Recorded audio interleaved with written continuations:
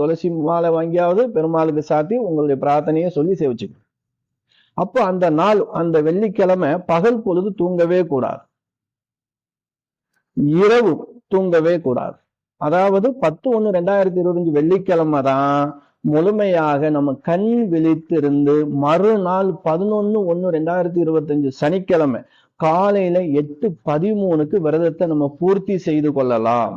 அப்ப காலையிலேயே நீங்க என்ன செய்யலாம், பெருமாளுக்காக நீங்க என்ன சமைப்பதில் காலையில எல்லாம் ரெடி பண்ணி சமைச்சு பெருமாளுக்கு இலை போட்டு அவருக்கு நிவேதானம் பண்ணதுக்கு அப்புறம் அந்த 8:13க்குள்ள விரதத்தை முடிச்சுக்கிறங்க. ஏன்னா துவாதசி திதியில தான் விரதத்தை முடிக்கணும்.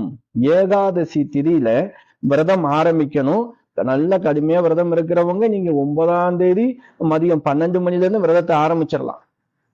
எளிமையான விரதம் இருக்கிறவங்க நீங்க நான் சொன்னது போல வெள்ளிக்கிழமை காலையில இருந்து விரதங்கள் இருந்து சனிக்கிழமை 8:13 காலையில வரைக்கும் விரதங்கள்